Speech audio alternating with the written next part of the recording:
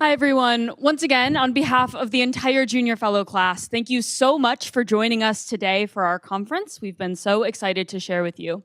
And now, to wrap up our day, it is my pleasure to introduce my fellow Junior Fellow from the Carnegie Europe program, Eric Brown.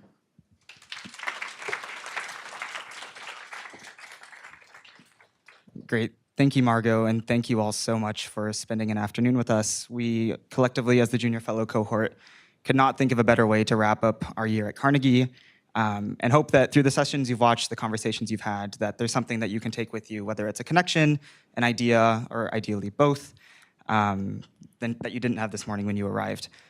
We call this event the James C. Gaither Junior Fellows Conference, and after next year it will be the Mort Abramowitz Junior Fellows Conference, but this event would be entirely impossible without the behind-the-scenes work of a couple of key individuals. So at this moment, I'd like to recognize Emily Vaughn, Mira Varghese, and Julia Greensfelder from our comms team, Cam Zotter, and Zach Mills on AV, and of course Ed Tubia, who is the unsung hero of all Carnegie events, making sure that we are well-fed and even better caffeinated. So please help me.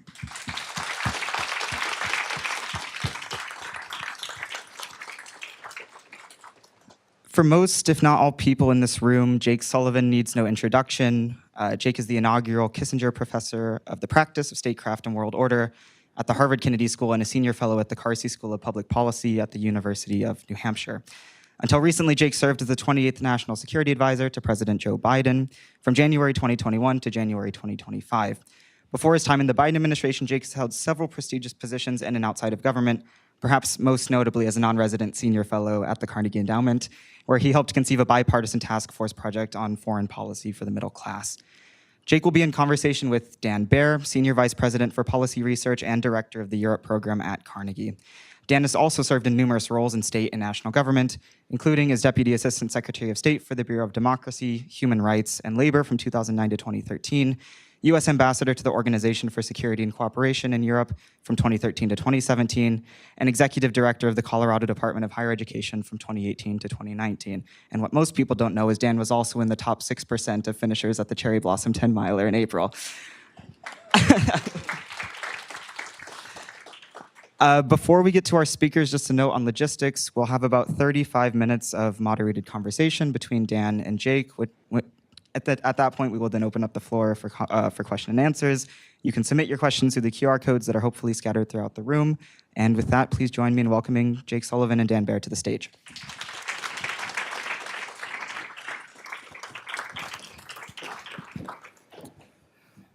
Thank you, Eric.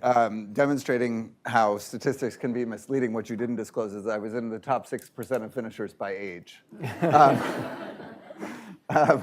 Jake, it's wonderful to have you back here at Carnegie, and thank you very much again for doing this. This is the culminating event for our junior fellows at the end of a year in which they've spent as research assistants spread across our programs, and it's an important final event for them, and we're really glad to have you here with us today.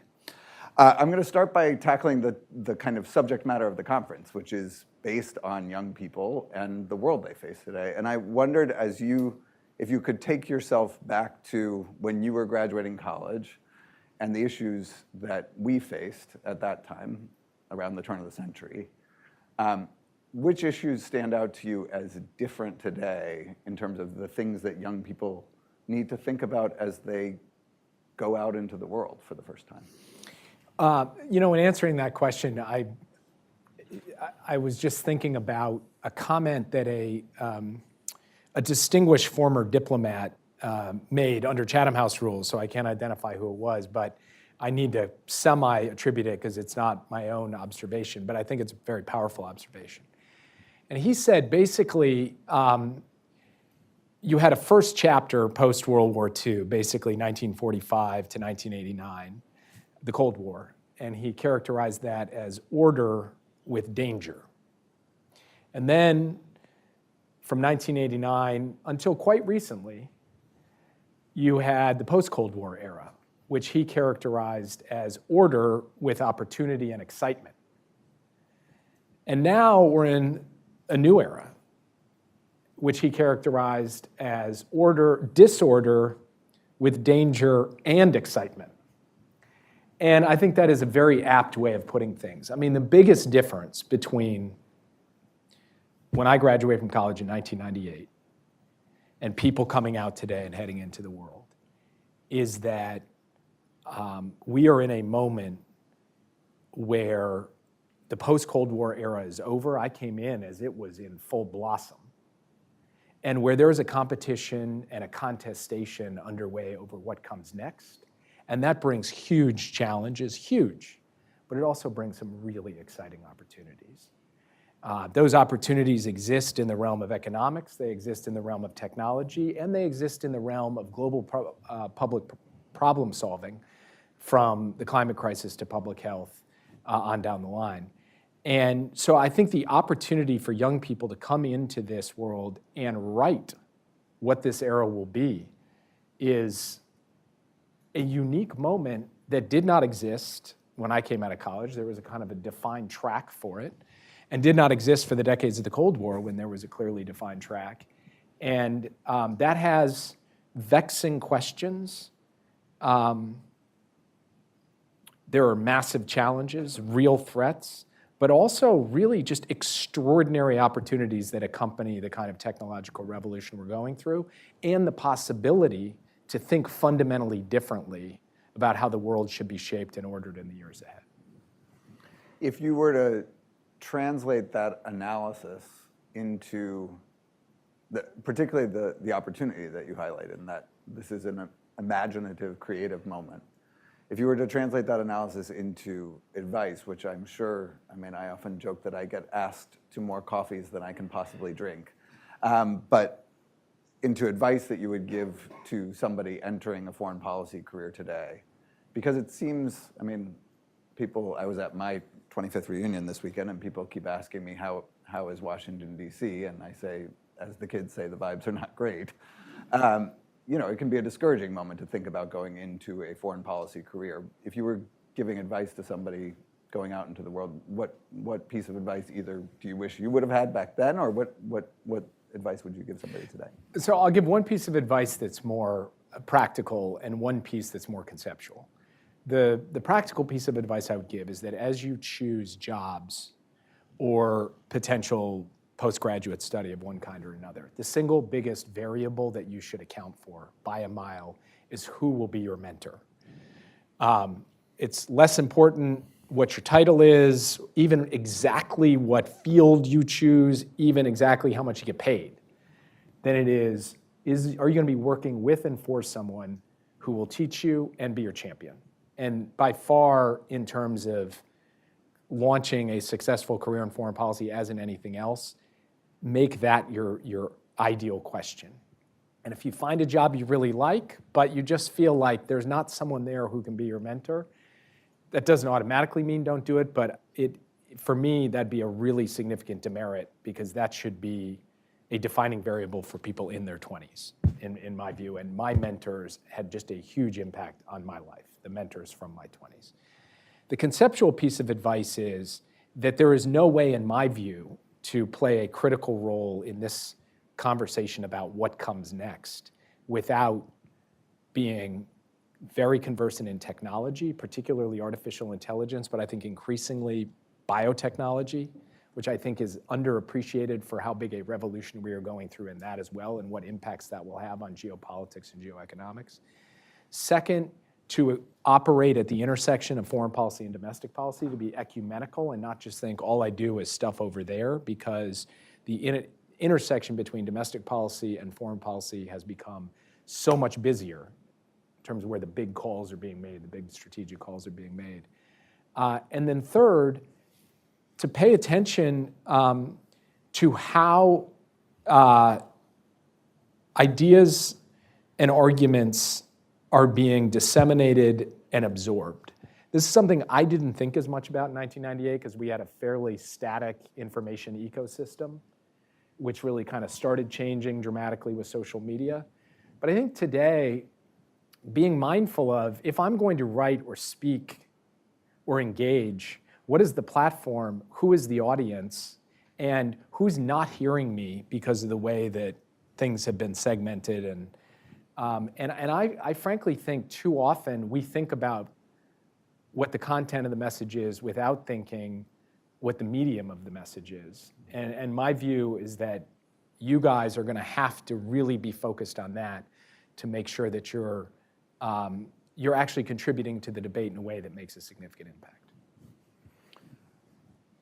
I like the frame of who's not hearing me as a good kind of question to ask oneself as you're doing work. It's also a good segue into the foreign policy for middle class, because in some sense, I think one of the inspirations for you, small p politically, for that work was that there was a large group of Americans who at least weren't hearing the arguments, and that for whom the arguments weren't well crafted in terms of defending certain elements of American foreign policy. You grew up in the Midwest. You talk about your upbringing in Minnesota. Jake gave a graduation speech at the Humphrey School, I think, several years ago. And the headline, or the main kind of takeaway that he gave as a piece of advice, was "Don't be a jerk," which was a perfect outgrowth of Minnesota Nice. I wonder if you could say something about kind of how you think your upbringing has informed your career and how you approach a foreign policy career. Well, for one thing, I grew up in Minnesota in the 1980s. This was sort of the height of the late Cold War. They made a Red Dawn remake in the last few years. I don't know if anyone saw it, but I think the enemy was North Korea, that North Korea was invading the United States or something. Okay, the original Red Dawn, where the Russians invaded America. Okay, this is 1980s. It was Rocky IV, it was Rocky fighting Ivan Drago. Then it was the Berlin Wall coming down. It was the collapse of the Soviet Union. It was a time of a view of the United States and our role in the world and the possibilities and vindication of democratic ideals, the free world, that did have a big impact on me and does to this day, even as the world has changed. So that's one thing. The second thing is, I grew up in the Twin Cities in Minnesota, and we had a globe on our kitchen table, and my parents really taught me, like, you are about as far from the oceans as some people can get in the US, but you have to care about what happens over there because it has a big impact here. And I had parents who believed in that deeply and exposed me to that. And I went off to college to study international relations from Minnesota with that very much in mind. When I was in the Situation Room or on the 7th floor in the Secretary's Conference Room at the State Department, it struck me that foreign policy had gotten disaggregated from, or was disembodied in a way where it had become very abstract, and people weren't asking the question, what does this actually mean for a working family, a middle-class family in Minnesota or elsewhere across the country? And so that's really what motivated the project that myself, Salman, Ahmed, and others pursued here in foreign policy for the middle class. And it had two dimensions to it. One was, how do we go engage working people, just Americans across this country, on questions of foreign policy and connect foreign policy to their lives? That was the more communicative aspect. The other was the substantive aspect. How do we take what they're saying to us when we go to Nebraska or Colorado, as we came to see you when you were out there, or Ohio or elsewhere, and actually incorporate it into the substance of our foreign policy? Not so much a messaging or communication argument, but actually, what should we do differently in our foreign policy that is more reflective of and relevant to making working people's lives better, safer, and easier? And really, it was, as National Security Advisor, I was much more focused, in a sense, on the substantive piece, because I wasn't out traveling the country communicating. Very focused on, how do we actually do this? How do we build a new industrial strategy? How do we ensure that national security incorporates domestic economic policy, technology policy? How do we think about ending an era of wars that had gotten totally disconnected from the relevance to the lives of your ordinary American, et cetera? And that was a big motivator for me in the 4 years I spent as National Security Advisor. You got to do both parts of something that we think about a lot at Carnegie, which is, we think about doing research, we think about putting it in a format that can be useful to policymakers, concrete enough that they can operationalize it. You got to do the research and then be in a very important position for implementing it. Can you give one example of something that you were able to kind of pushed through that was inspired in part by your thinking about a foreign policy for the middle class, and one place where either bureaucracy or the way that we have organized resources in the U.S. government ended up being a roadblock to kind of implementing what was a good policy idea? I mean, in a sense, it's the same answer to both questions, and it is the industrial strategy the Biden administration pursued, which was to focus investments in strategic sectors to build out our industrial and innovation base with huge economic impacts across America and modernize our infrastructure along the way, to make our engines of economic growth more durable, more vibrant, and more equitable, and more geographically distributed. And we set a course to make that happen, and a huge amount of the inspiration for that work came out of Carnegie, went into the Biden campaign, and then went into the Biden White House's actual exercise of, in my view, both an economic policy and a national security strategy. But the timelines for the delivery on that were longer than a 4-year election cycle. And I did a podcast with Ezra Klein at the end of my time as National Security Advisor. I made this observation that our timeline was on a longer cycle, not by choice, but just the execution of this, and the political cycle is 4 years, and that mismatch had impacts, in my view. So then, a couple months later, Ezra wrote a column where he started with that observation for me, and then he called me up and he said, basically, will you get off your chest all of your frustrations and pathologies about the obstacles in the way of building at speed and scale, which I proceeded to do. You can read the column. I called it kind of radicalizing, because I basically think the insight of his and Derek Thompson's book, Abundance, it's an incomplete story of the American economy, and I think the critics, miss that they're not trying to tell a complete story. They're trying to identify one thing and say, this is a problem. I felt that problem acutely every day. And part of what drove that problem for me was that it takes 27 people to say yes to something, to build it, to move it forward. It takes one person to say no. And that makes implementing the kind of ambitious policy that we had in mind extremely difficult. And I think that as we reflect on the Biden years, but more generally, as you guys think about what comes next down the road, taking on the practical question of how does government actually work, how do we actually deliver, and do it on a timely and efficient basis, that sounds a little bit like kind of boring technocracy. That's the difference, in my view, between success and failure over the long term, and is an incredibly important part of the policy conversation as we go forward. It's really interesting. I mean, it has become a catchphrase that is common to political campaigns on both sides of the aisle, that America needs to get back into the business of doing big things. And the point about the kind of structural difficulty of committing to big things in an era in which both sides, to some extent, tend to, in a knee-jerk fashion, think about repealing what the previous team has done.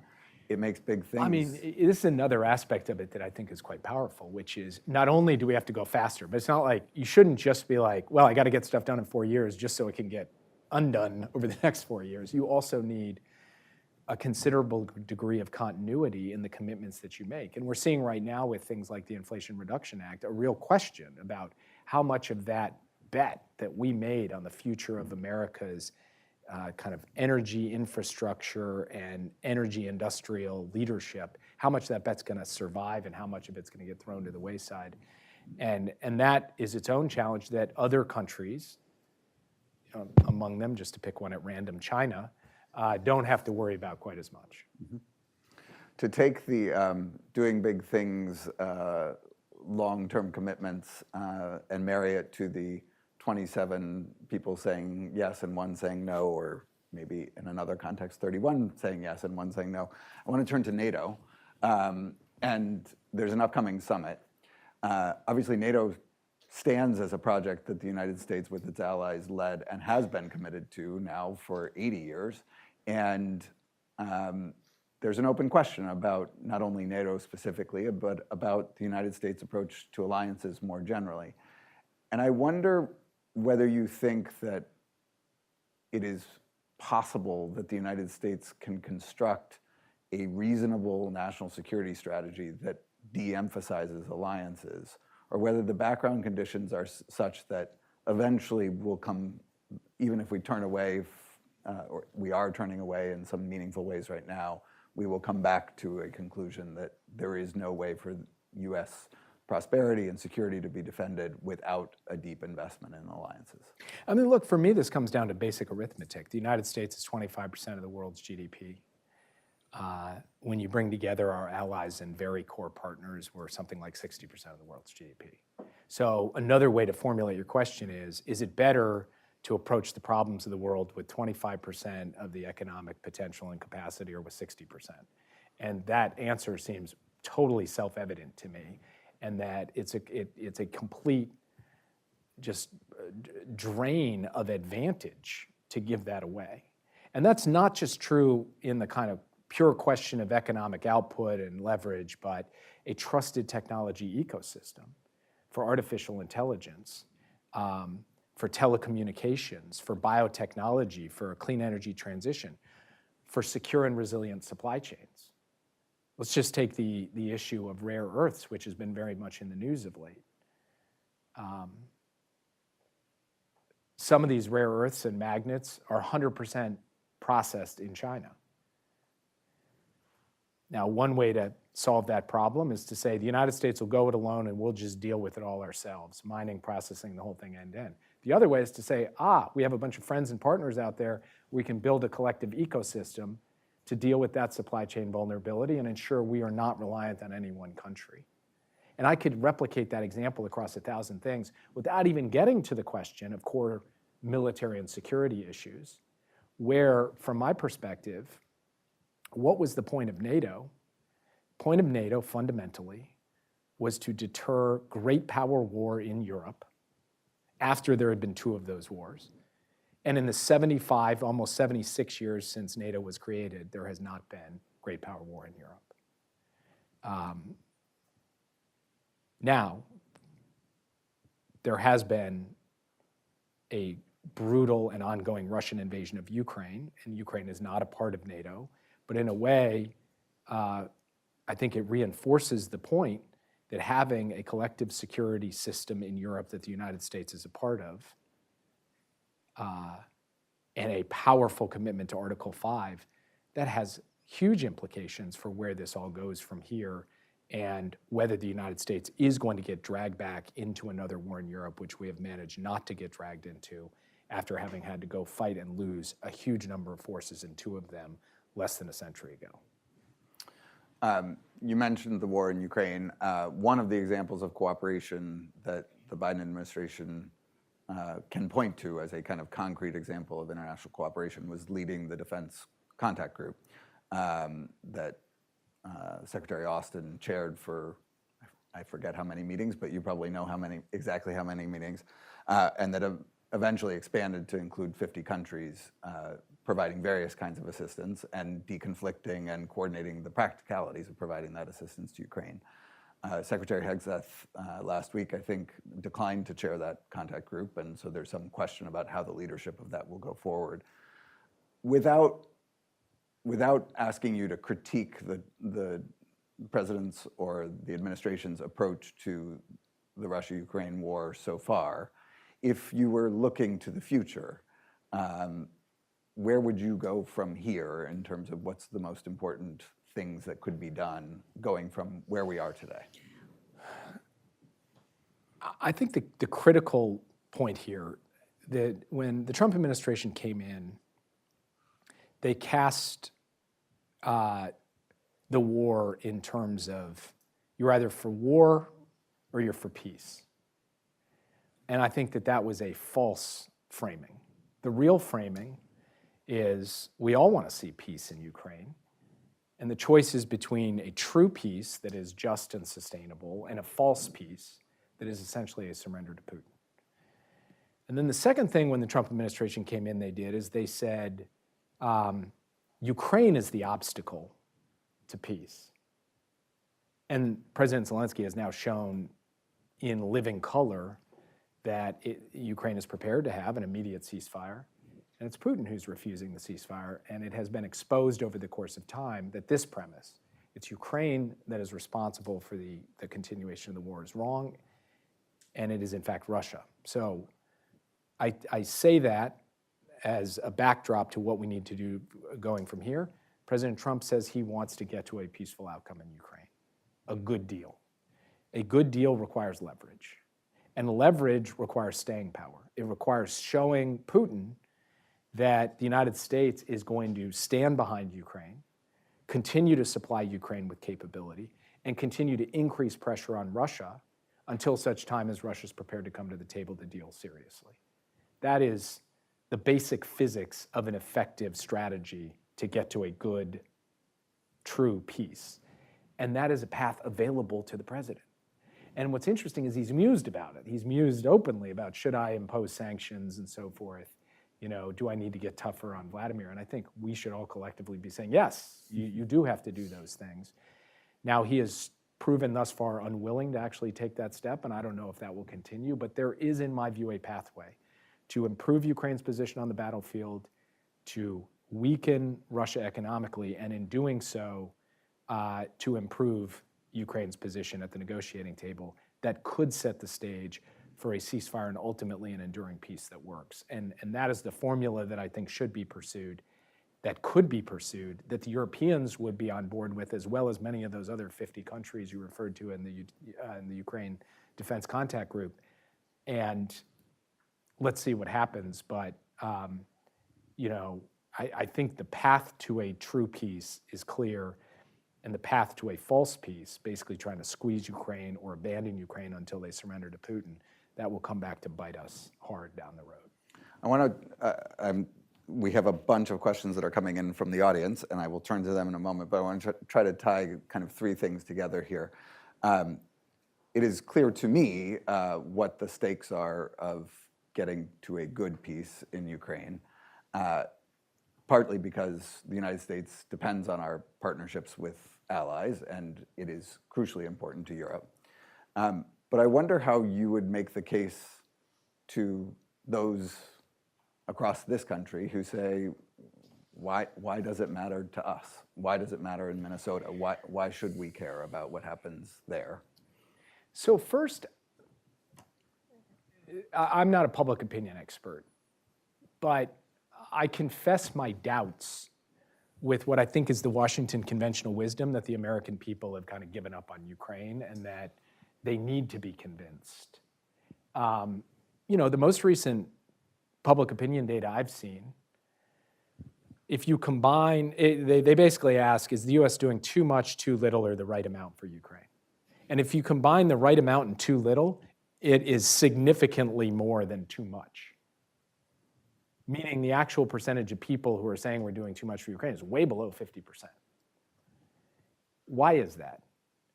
I think it's because the American people have two instincts that are both astute and kind of elemental to the American character.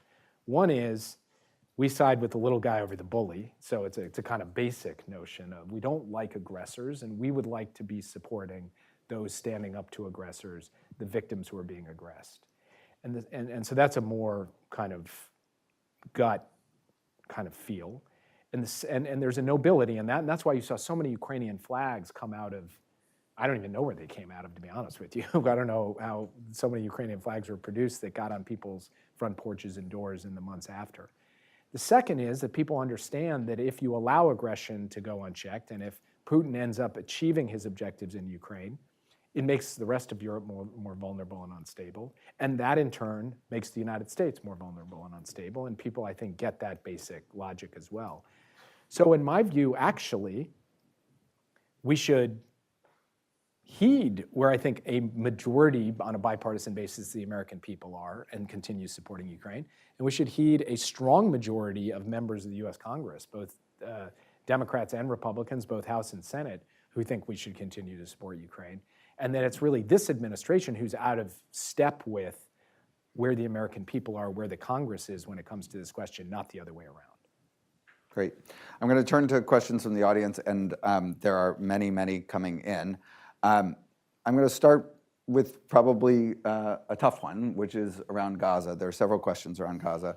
This conference revolves around youth and future opportunities for youth in foreign policy, and obviously young people are disproportionately represented among the population of Gaza.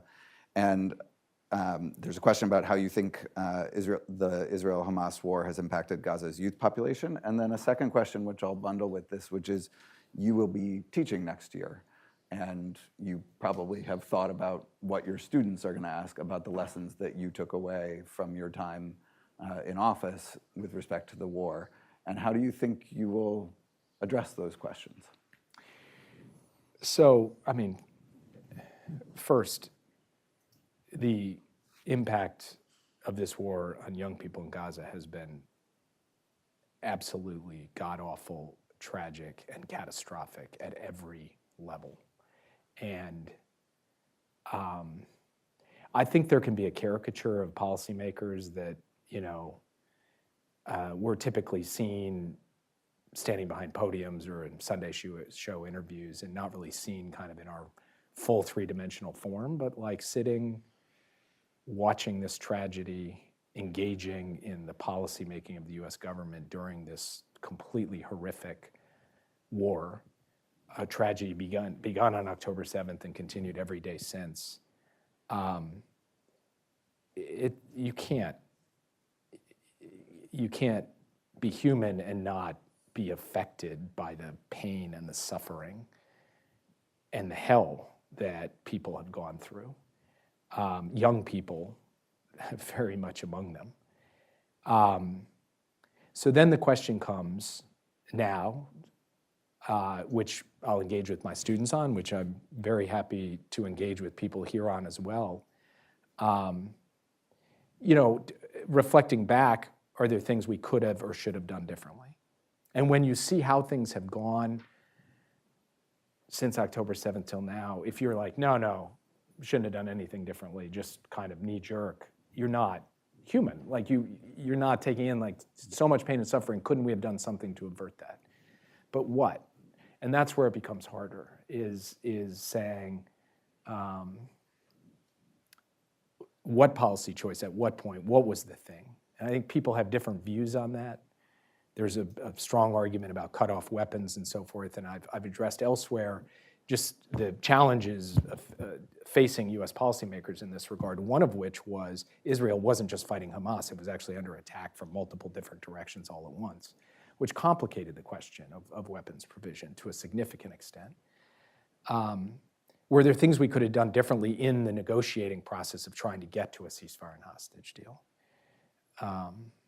Were there things we could have done differently? I woke up every day and got a report on humanitarian aid, how many trucks were going in, through how many crossings, how many of those trucks were actually being delivered and distributed. And I was on the phone just repeatedly, regularly, driving, pushing to get more in. And I actually do think the difference between what we were able to get in and what we've seen in this complete siege over the past couple months is a reflection of actual policymakers, actual people sitting in the US government pushing to get a better outcome. But this is something that I've been out of government now, it seems like forever in a way, because it feels so distant, but it's been just a few months. And I'm gonna keep reflecting on this over the long term to say, at some point, could I identify, here are 2 or 3 things we could have and should have done now looking back in hindsight or at the time. And I don't have that list yet, I don't. But do I have the question like buried deep in my brain and have it come out on a daily basis? Absolutely, because it is just an unspeakable, horrific tragedy, and the war needs to come to an end. And when the ceasefire and hostage deal went into effect, that was phase 1 of what should have been a roadmap to an end of the war months ago. And I believe that that I would like to see that happen as soon as possible now. The next question is about nuclear risks. What lessons did you take from the war in Ukraine about managing nuclear risks, and particularly about managing escalation risk between nuclear-armed adversaries? It's interesting. One of the differences between growing up in the 1980s and growing up today is just the presence of the possibility of nuclear war is so much more attenuated now. Like, you guys probably don't spend a lot of time thinking about nuclear war the way that it was so central to just the overall narrative of our lives, even in the 1980s, even more so in the 50s and 60s. With, they used to have drills where people would get under their desks. It's kind of silly to think about if like a nuclear warhead comes in, like getting under your desk is probably not going to help that much, but really, really present. And I think because of that, there's a certain casualness with it where, oh, that could never happen. That's all BS. But if you're the president of the United States and your intelligence leadership comes to you and says, if there's a complete collapse of Russian lines, there's an even chance that Russia will have the first use of nuclear weapons since Hiroshima and Nagasaki. If you're president of the United States, you're going to take that seriously, because you don't just have a cable news hit later in the day to say, who cares? You own that risk. You own it in a big way. But you also, the thing I learned about it was you have to take it seriously. You have to think about how you seek to deter it, but you can't be paralyzed by it. You got to keep up the effort of trying to support Ukraine and not get cowed out of that support. And I believe throughout the fall of 22, despite some caricatures that somehow we backed off, we continued to supply Ukraine with advanced capabilities throughout that period because we were determined not to let this steer us off course of our support for Ukraine. So that's how I think about it. We have to take the possibility of nuclear war. That is something a president of the United States of any party has to think about, but you can't be paralyzed by it. It just has to be a factor that you are managing in the context of an overall strategy. I want to follow up with a question that's come in about something that's happening as we speak, which is reports of a drawdown of the U.S. Embassy in Iraq, various movements around our military installations in the region. Our former ambassador to Israel, Dan Shapiro, is speculating that this could reflect a major threat, but it could also be signaling. How do you read what's going on right now? It's all just happened, so it's hard for me to speculate. We have had threats against our embassy over the course of the past many years in Baghdad, and this could be a response to that. At the same time, if you were gaming out what you would do to send a signal of the potential use of military force, these are some of the kinds of moves you might make as well. And in the context of Iran negotiations, that could very well be what is happening. But I think this is a case where when you make a muscle movement of this kind, you have a responsibility to explain to the American people why you're doing it, and I hope that the Trump administration will do so, because my speculation from here, just on the basis of initial news accounts, is pretty much worth what you guys are currently paying for it, which is nothing. So. Thank you for not charging us your normal rate. Next question is about AI. Given your appreciation for Vannevar Bush's A New Frontier and the opportunity promised by emerging technology, as well as your awareness of the threats of danger and disorder, how would you forecast potential pathways of a way forward for the U.S. on AI? So I think forecasting on AI is really difficult because some of the smartest scientific minds in the world who are extremely close to this technology fall along a spectrum from AGI is going to be here in 2 years to AGI is never going to be here. That's a pretty big spectrum. And even for those who say, no, it'll come, I think the span from like the 25th percentile of likelihood to 75th percentile of likelihood is sometime between 2028 and 2046 or 2050. Mm-hmm. So we have to make policy choices in a condition of really considerable uncertainty. So I would say 3 things. First, it could come soon, so be ready, meaning we got to move fast to get prepared. Second, the current administration has indicated a quite laissez-faire approach to this, which means business, civil society, and yes, dare I say think tanks, I think have a considerable role to play in driving the conversation and trying to shape the guardrails around AI to make it work more for us than against us, because I don't think we can just say, well, we'll wait for the government to regulate. or for the Congress to legislate, which I don't see happening. And then third, I think it's really important that we recognize that we both have this considerable race condition with China. We're both racing ahead in capabilities of AI, but also a deep shared interest in the common threat of misalignment or AI harms that could befall the US and China and every other human on Earth. And so at the same time that we're in a race, we need a sustained dialogue with China on risk and the management of AI risk. And I think that we launched that in the Biden administration. I don't know if the current administration is taking it forward, but I would really strongly encourage them to do so. And I would encourage everyone here to think about the duality of the competition on the one hand and the need for responsible diplomacy on the other to be a big part about how we answer this. And then I should say one more thing, which is it goes back to the early questions you were asking me about how to think about national security in AI and how to think about national security, period. One of the biggest national security concerns I have about AI is not the typical cyber bio thing. I am very worried about those. It's job displacement. It's how it's going to hit the structure of our economy and equity in our economy, and what that's going to do to social cohesion, to just the long-term prospects and health and well-being and welfare of the American people and people everywhere. And so I think national security professionals, foreign policy professionals have an obligation to care about that issue and how it flows through everything else as much as they do the kind of typical foreign policy and national security dimensions of artificial intelligence. There's a question here that kind of asks you to put on your political rather than your policy hat. You have been an advisor to, obviously, the US president, a couple of them, but you've also been an advisor to a number of candidates. And one of the issues that the person asking this question identifies is that Democrats have effectively become the party of international engagement, and that there is a rising generation who has seen multiple examples of where the United States' engagement abroad has left a sour taste in their mouth, not least the Iraq War and its legacy. How do you think the Democratic Party should be thinking about how to make a foreign policy of engagement something that is attractive again to voters in the future? Look, I'm going to give the start of an answer. If I had a great answer to that question, I would go sell it to a lot of people and who are very interested in it.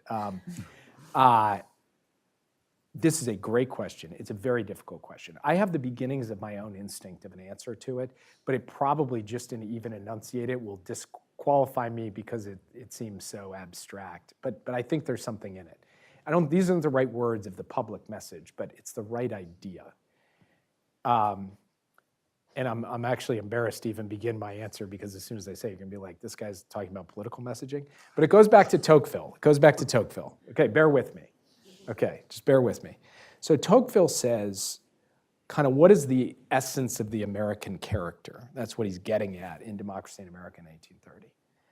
And what he says is the American people are motivated by self-interest. And that as a virtue, as like a thing to be held up, not as some bad thing, but a good thing. But what's interesting is the American people have a concept of interest rightly understood, or enlightened self-interest, basically positive sum thinking. That you have these rugged individualists, the pioneers, who help each other out with barn raisings. And you have a view in this country that we kind of all do better when we all do better, and that's been a part of our ethos through multiple generations, and that you currently have a president who basically has a total zero-sum view. Like, if you're winning, I'm losing, and for me to win, you have to lose. Okay.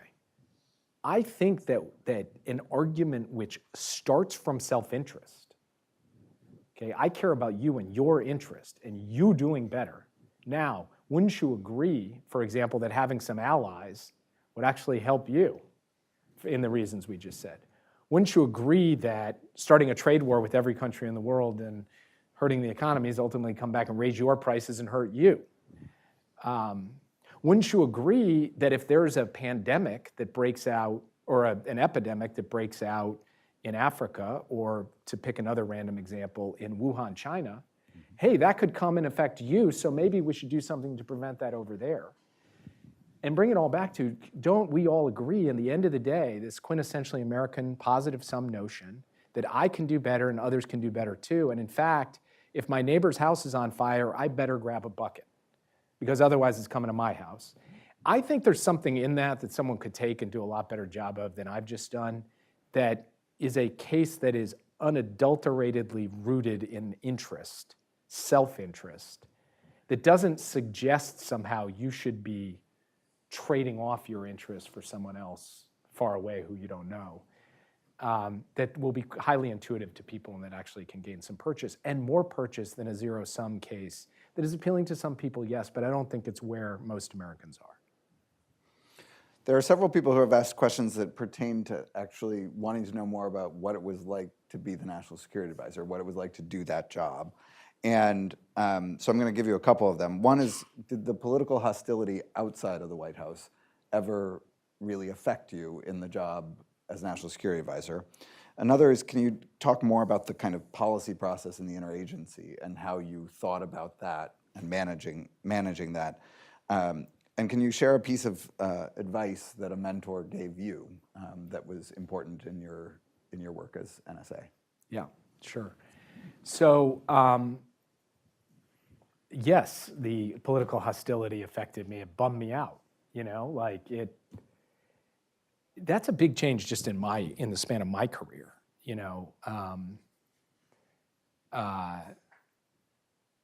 when Secretary Clinton came in as Secretary of State, I had Republicans, senators down to the State Department to do events with the Foreign Service officers. Secretary Clinton did these huge bipartisan gatherings of members and kinds of things that are now unthinkable a mere 15 years later, okay? It's just been a radical change in my view over the course of a relatively short amount of time. Not that everything was hunky-dory, but the basic idea of some bipartisan comedy when it came to national security and foreign policy was there, and it is gone. To the point where I really wonder,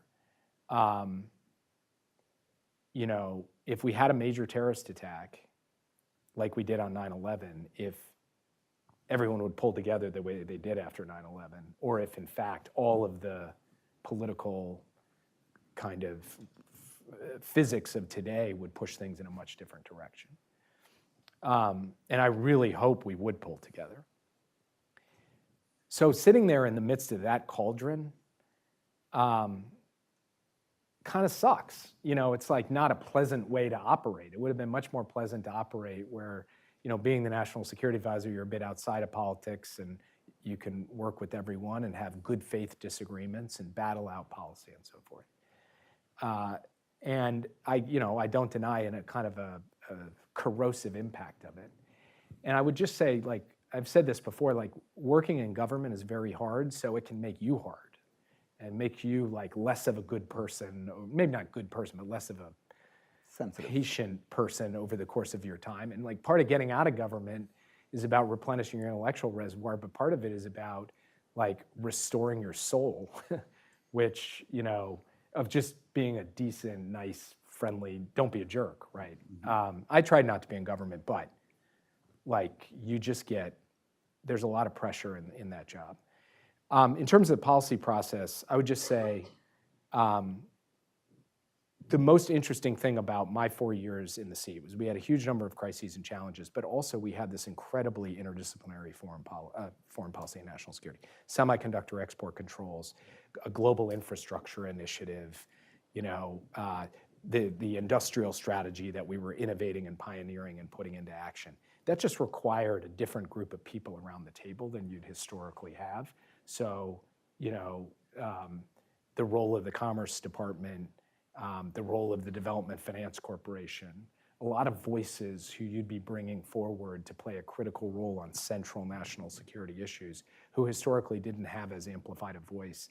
That was a big part of what I tried to bring to the table. And what I tried to do at the NSA was build the capacity for that, a new directorate on technology and national security, a whole new kind of muscle around global infrastructure build out, supply chain resilience, these kinds of things that weren't really a part of the conversation before, but have become central now. And that just means coordination is so much more important today than it even was 20 years ago. And that's why the basic dismantlement of the NSC is so bizarre to me, because I think it is more crucial. They need that very badly. And then finally, in terms of a piece of advice, I clerked for Justice Breyer at the Supreme Court, and he had a huge impact on me in terms of being open-minded and willing to take on argument and evidence and change my view. And he, early on I went to see him and I said, Mr. Justice, I think you should maybe decide the case this way. This is my recommendation. And he said, no. Well, maybe. Yes. That's an argument. I agree. We should do that. And it was a kind of funny moment, but he had this phrase, that's an argument. And kind of what he meant was, I hadn't considered that, I hadn't thought of that, but you're right, okay? And I really have tried to bring that habit of mine to everything that I do. And so, I tried to run a very flat NSC, meaning for big ticket items, you don't just bring in the senior director, you bring in the team, and you go for it, you hash it out, and everybody has a right to speak and express their point of view. And there would be days where I'd be like, no, thank you, I disagree, and move on. But there'd be a lot of days, speaking of being impatient, but there'd be a lot of days where I would say, you know what, actually, yes, that's right, let's go with that. And that was often from the most junior person in the room. And I think the more you guys do that kind of thing as a habit in your lives, whatever role you're in, the more effective you will end up being. I'm going to finish, because we only have a couple of minutes left, but there are 2 C's that we haven't talked about yet, and I want to finish with that. There's also a G7 meeting coming up, obviously, next week in Canada, which will be interesting given the backdrop of relationships between the participants. Climate and China. Climate is something that has worked its way through a number of multilateral institutions. Even NATO now has a center on climate. It has historically been part of G7 statements and commitments of the major advanced democracies to work together. I think it's probably unlikely that there will be a joint statement on climate at the G7 next week. How do you think policy analysts should be looking at what the potential future pathways are for coordination on the climate crisis? And then on China, do you think the discourse in Washington is too hawkish, too dovish, too pro-engagement, too confrontation right now? And how do you think that'll play out as assumedly the administration tries to build a coalition around its position? On the China question, I think the discourse on China was a one-way ratchet, more and more hawkish with each passing year. But somewhere along the way, I think it crested to a more responsible kind of conversation. Not among everybody. There are those prominent people who write op-eds saying we must basically crush the CCP and make China bend the knee. But I'd say by and large, the basic formula that there's competition, we need to manage it so it doesn't turn into conflict, and we need to find areas to work together where it's in our mutual interest. That basic formula, which I think is the right approach to China, one can articulate that across Washington and get pretty broad purchase. So I'm not as concerned about the overall state of play of the China debate in Washington as I might have predicted things would go 5 years ago or 10 years ago. That being said, I do think there are some areas like this whole question of scrutinizing to the, basically trying to reduce by a dramatic amount the number of Chinese students and researchers in the United States. I think it's a complete own goal and is not in our national security interests. Of course, we should look for vetting cases of espionage and so forth, but a kind of stated goal of driving away talent from our shores is totally antithetical, I think, to an effective foreign policy. On climate, I wish I had better news to report, but I think the first Trump term has given us a window into what the second Trump term will be, which is essentially an abandonment of any kind of role on leadership when it comes to the climate crisis, and so it will be left to others. The good news is in the first term, a lot of others stepped up, state and local, nonprofit, some private sector. I want to see that again. But I also think it needs to rekindle a debate about what comes next because we're going to be even more up against the wall. And this circles back to the abundance agenda conversation, because I think that conversation, too little attention has been paid to the impact on the climate crisis in that conversation.